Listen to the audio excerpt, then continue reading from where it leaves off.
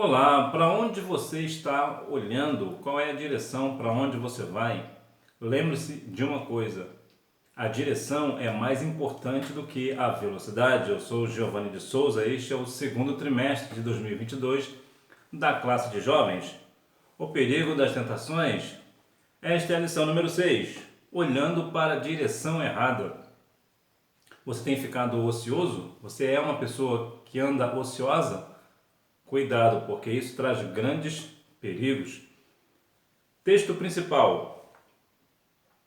Não porei coisa má diante dos meus olhos, aborreço as ações daqueles que se desviam. Nada se me pegará. Salmos 101, 3. Resumo da lição. É preciso, por questão de vigilância e temor a Deus, estarmos atentos à direção e à forma como olhamos as pessoas à nossa volta. Como é que você olha para uma pessoa? De que forma? Jesus chegou a um ponto, certa vez, de dizer que a pessoa que olha para uma outra pessoa com desejos impuros já cometeu adultério. Olha que situação. Então, de que forma nós estamos olhando para alguém? De qual é a forma, qual é o desejo do nosso coração com aquela pessoa? Há um grande perigo neste negócio. Nós devemos estar com os nossos olhos virados para o Senhor, ou melhor, voltados para o Senhor.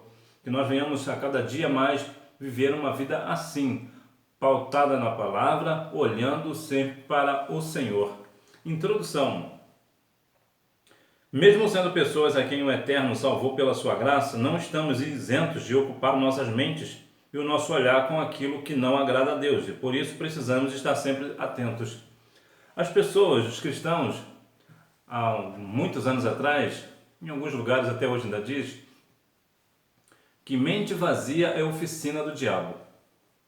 Veja que quando nós somos salvos pela graça, mas pelo fato de sermos salvos pela graça, estarmos salvos em Cristo, isso não quer dizer que nós devemos andar de qualquer maneira. Nós precisamos estar atentos para aquilo que nós estamos observando. Nós não estamos completamente isentos de ocupar nossa mente com aquilo que não agrada a Deus. Então nós precisamos ter muito cuidado, nos policiar acerca da ideia da nossa mente. Efésios capítulo 6 vai nos trazer algo relativo a este negócio que nós viemos meditar neste negócio. Capítulo número 6, do versículo 17. Tomai também o capacete da salvação e a espada do Espírito, que é a palavra de Deus. Veja que fala sobre tomai o capacete. O capacete protege a cabeça, ou nós podemos também simbolizar que protege a nossa mente. Então nós precisamos estar com a nossa mente protegida, com a espada do Espírito, com a palavra de Deus. Nós devemos estar sempre com a nossa mente ocupada nas coisas que são de cima, como diz Colossenses capítulo 3. Nós não devemos ficar perdidos por aí, olhando uma coisa ou outra, desejando aquilo que não agrada a Deus. Precisamos ter cuidado, porque daí vêm as grandes tentações. No tempo da guerra, ocioso, o homem segundo o coração de Deus.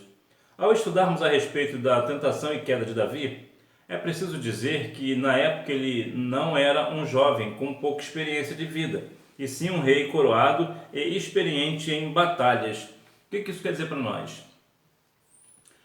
Que até as pessoas mais experientes, até as pessoas idôneas, também falham. Mesmo com toda a experiência, eles também erram. Com todo o entendimento da palavra, também cometem pecados. Haja vista que vemos, muitas das vezes, pastores, líderes, irmãos, de modo geral, cristãos de modo geral, apesar de uma certa idade já avançada, mas cometendo pecados. Então veja por que isso? Porque todos nós somos sujeitos às mesmas paixões, como diz Tiago 5,17. E por que isso? Porque muitas das vezes as pessoas dizem o quê? Os jovens sempre andam em pecado, os jovens sempre isso, os jovens sempre aquilo. E se esquecem que eles também cometem pecados. Então veja que o pecado ele não tem limite de idade, ele abrange todas as idades. A Bíblia diz que o pecado jaz à porta. Então, mesmo uma pessoa experiente, talvez seja o seu caso, por alguma razão você caiu aqui, cuidado que mesmo você tendo muita experiência, você sendo talvez um pastor já há muitos anos, tendo uma vasta experiência no Evangelho, ainda assim você pode estar, por uma razão ou outra, e pecar, né? Fraquejar e pecar. Então, veja que mesmo com Davi, com toda a sua experiência em batalha, o homem que conhecia o Senhor, segundo o coração, um homem segundo o coração de Deus, e ainda assim falhou, e veremos as consequências deste pecado. Um homem em ação, ou melhor, um homem de ação. Davi se lembra de que Naás o havia tratado com bondade e decide enviar mensageiros para consolar o novo rei. Hanum, inexperiente, ouve seus conselheiros que acusam os mensageiros de Davi de serem espiões. Com quem você está tomando conselhos? Há quem diga que se conselho fosse bom não se daria, né? E por que não? Porque, de modo geral, que a pessoa que recebe um conselho não dá muito valor, porque foi dado, não teve custo nenhum. Mas a Bíblia diz que na multidão dos conselhos há sabedoria. Entretanto, temos também maus conselhos. Há pessoas que aconselham mal, aconselham para o mal, levam para um mau caminho. A Bíblia diz que as más companhias corrompem os bons costumes.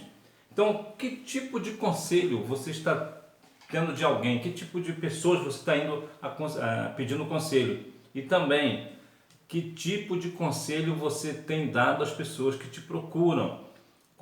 Inclusive a respeito da sua fé? Ou será que você é muito cristão dentro da igreja, mas fora da igreja você é mais maleável? Nós precisamos ser firmes no propósito de adorar e bendizer o nome do nosso Senhor e Salvador Jesus Cristo e ter muito cuidado com os conselhos que nós recebemos e também com os conselhos que nós damos. Quando nós recebemos maus conselhos, nós nos desviamos e profanamos a Deus. Quando nós damos maus conselhos, nós fazemos que outras pessoas profanam o nome de Deus. Então nós devemos ter muito cuidado nesse tipo de ação que nós vamos tomar. No tempo em que os reis saem para as guerras, a palavra nos diz que a queda de Davi se deu no tempo em que os reis saíam para a guerra. E podemos compreender esse momento como um período em que os monarcas conduziam suas tropas contra seus inimigos para preservar a soberania de seus países. Não era um momento de descanso, mas de alerta, pois vida estariam em jogo e o nome do Senhor numa guerra seria glorificado ou blasfemado. Há algo muito interessante nesta passagem. Os reis saíam para a batalha. E o que Davi estava fazendo no seu palácio? Estava ocioso, porque não achou o que fazer. Se ele tivesse ido para a batalha, ele não teria cometido pecado. O que é isso para nós?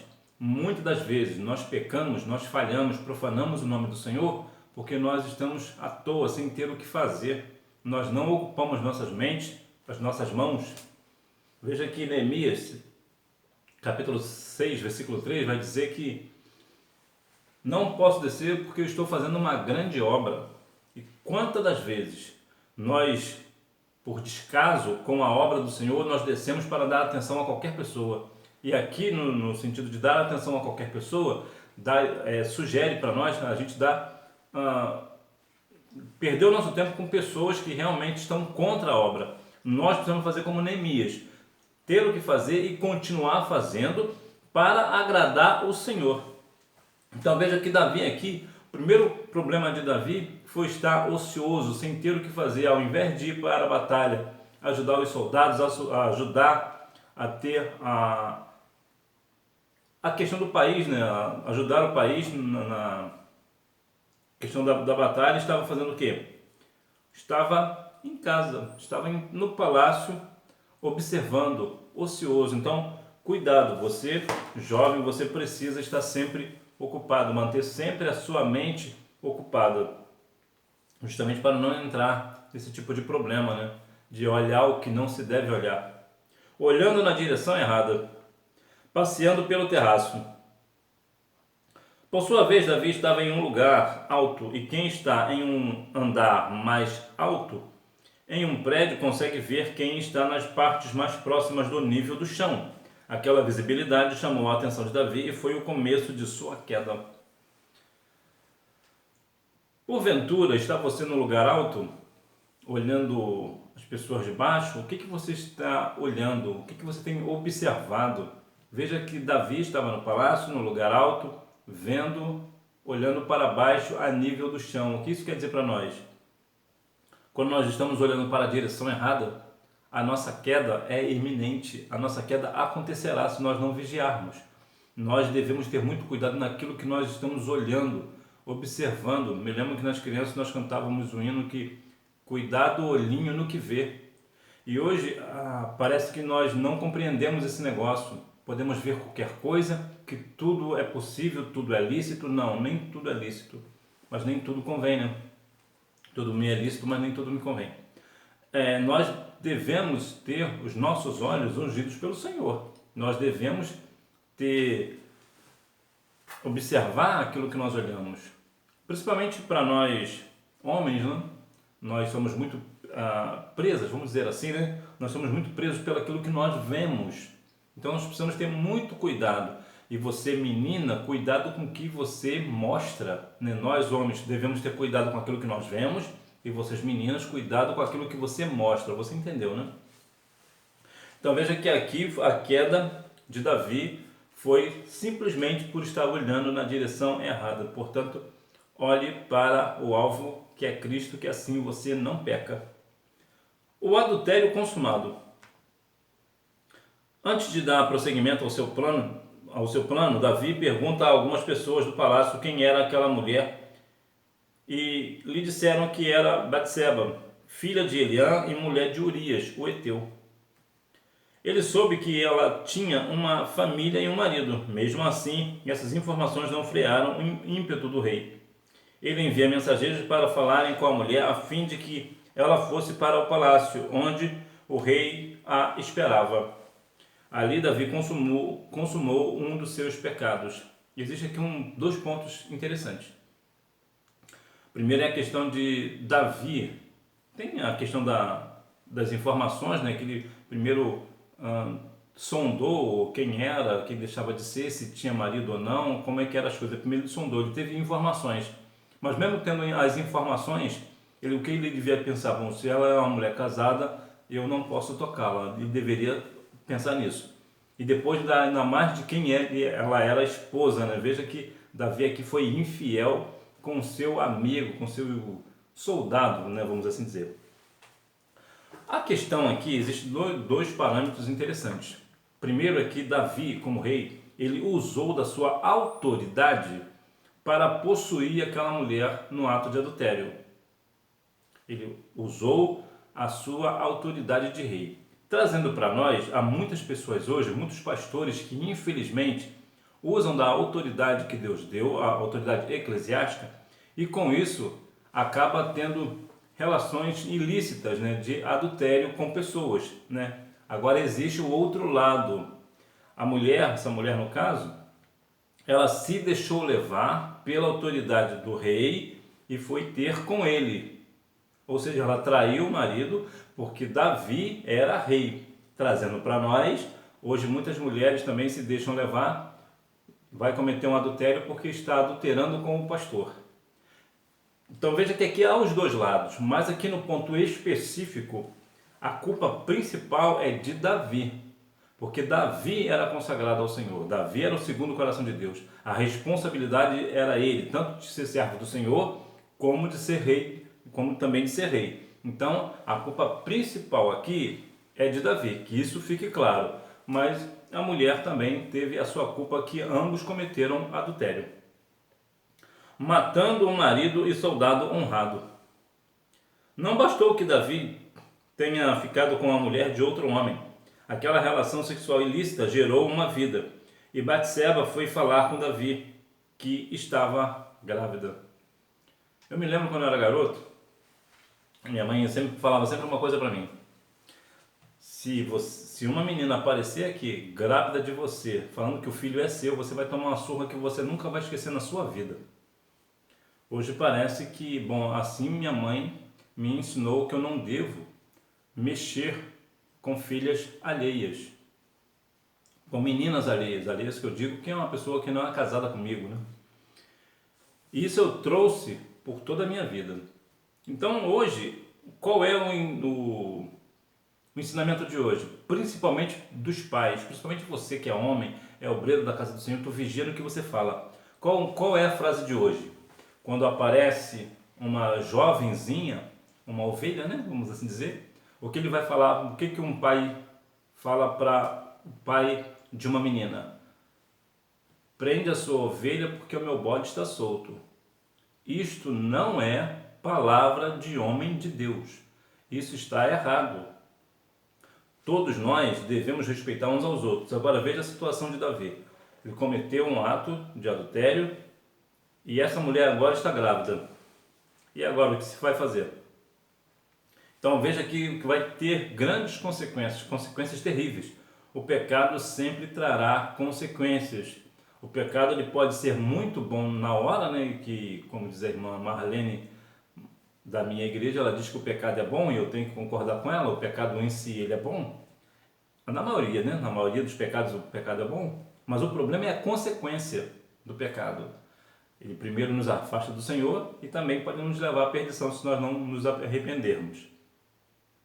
Então veja que o pecado também, as pessoas dizem que o pecado é como um cartão de crédito, né? Nós fazemos hoje, compramos hoje, mas depois vem a fatura, né? Tem que pagar, né? Então o pecado sempre trará consequências terríveis, tanto para a pessoa que consumou o ato, como para as pessoas próximas. Sempre haverá consequências. Na família de Davi, por exemplo, teve grandes consequências justamente devido ao pecado. Consequências da ação de Davi. O que Davi fez pareceu mal. A narrativa de 2 Samuel parece ser focada totalmente no ato de Davi, sem que houvesse qualquer intervenção divina. Entretanto, Deus não estava ausente. Independente do que nós fazemos, ainda que nós venhamos estar cometendo um pecado, Deus está vendo. Deus está nos observando. Deus não está ausente, Deus está vendo. E veja aqui que o foco é na questão de Davi. Ou seja, Davi agiu como homem, como rei, para pecar. Não houve ali uma intervenção divina. Então nós precisamos ter cuidado com o nosso desejo, o que nós estamos desejando. Precisamos ter muito cuidado com esse negócio para não pecar contra o Senhor. Porque, mais uma vez, sim, o pecado sempre trará grandes consequências. Mas se porventura pecar, tem um advogado justo, não? A espada nunca mais se separar da tua casa. Depois a Bíblia nos mostra que houve no lar do rei um incesto. Um irmão matando outro irmão. E Absalão, um dos filhos de Davi, deu um golpe de estado e por pouco Davi não perde a vida. Olha a consequência do pecado de Davi.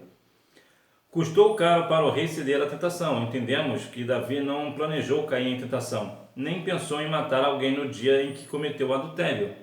Entretanto, um pecado tende a atrair outro numa contínua sucessão de erros. É aquilo que a Bíblia diz, um abismo chama outro abismo.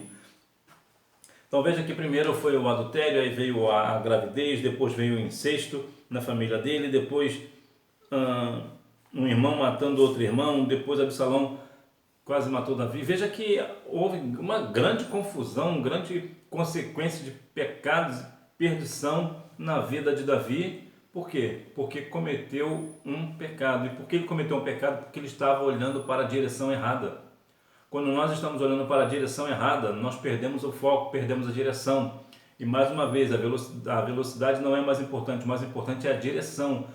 Para onde você está direcionado, para onde você está se direcionando, principalmente o seu olhar, né? Para onde você está olhando, para quem você está olhando e como você está olhando para a pessoa. Então veja que tudo aqui vai se encaixar na visão. Que tipo de visão nós estamos tendo, para onde nós estamos olhando. Nós precisamos ter muito cuidado nesse negócio, porque você vê que Davi não planejou a tentação aconteceu. E por que aconteceu? Mais uma vez, porque ele estava olhando para a direção errada. O contínuo cuidado de que precisamos ter.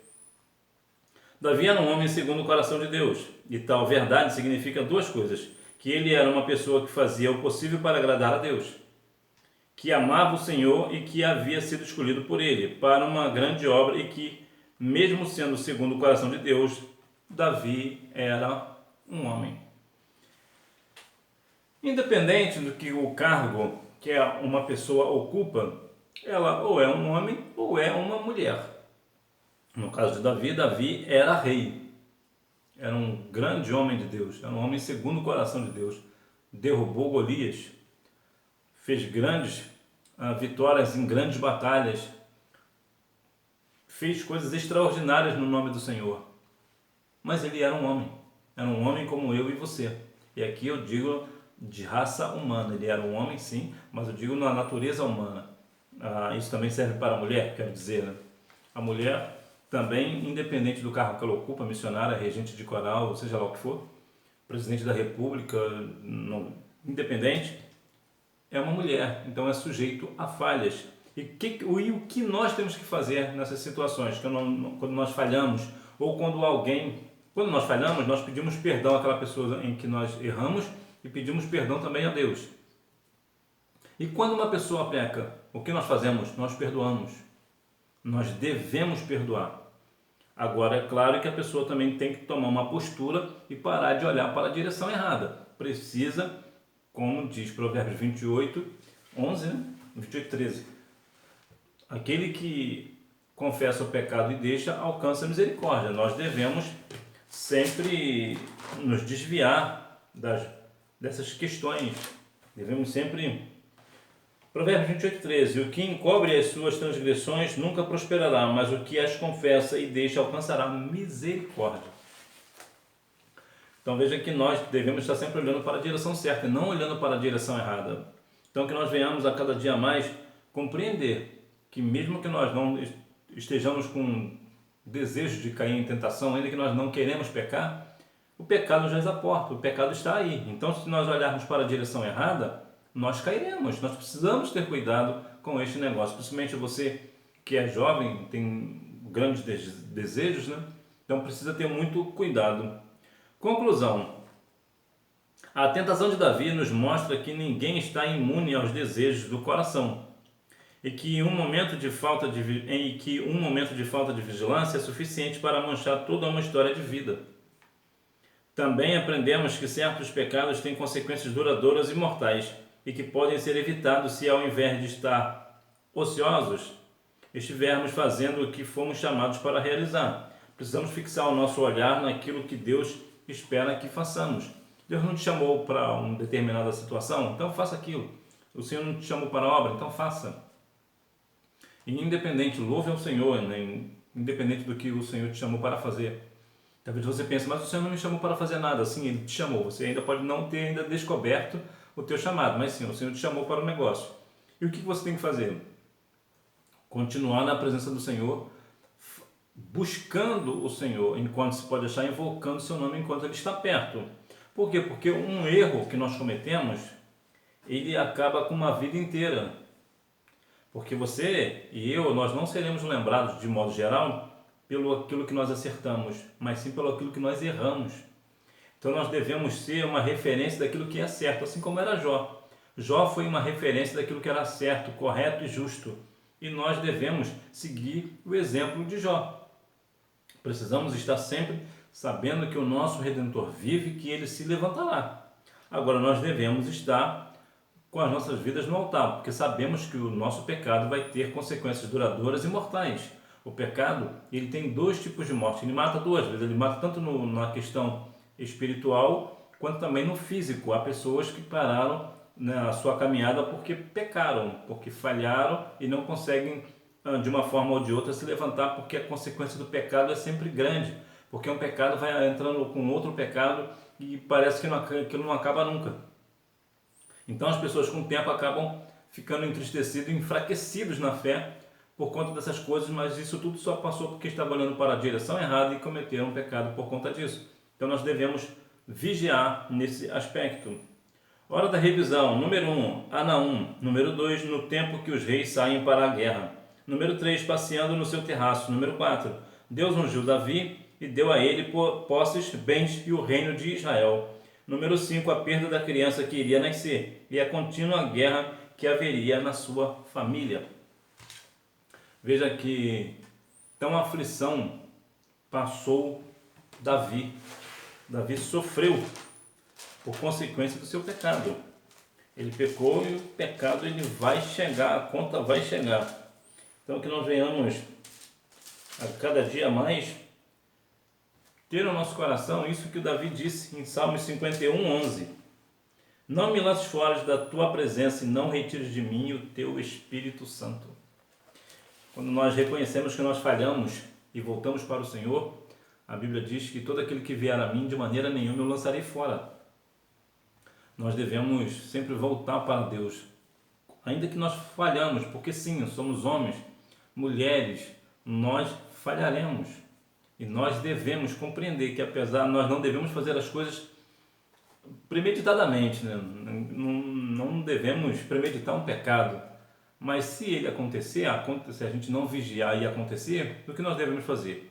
Reconhecer que estamos errados, pedir perdão àquela pessoa com quem nós erramos e pedir perdão a Deus e seguir a vida. Até porque o Senhor nos chamou para morar nas mansões celestiais e nós não devemos, por causa de uma situação ou outra que acontece na jornada cristã, que sim, algumas pessoas acontece que caem, sempre haverá isso.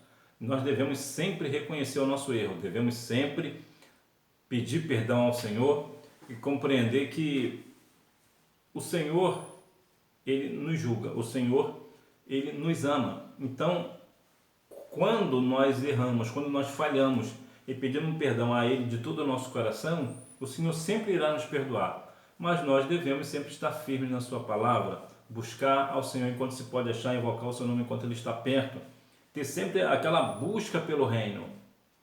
E se porventura acontecer algum deslize, que nós venhamos compreender que pedimos perdão ao Senhor e seguimos a nossa caminhada, porque o céu é logo ali.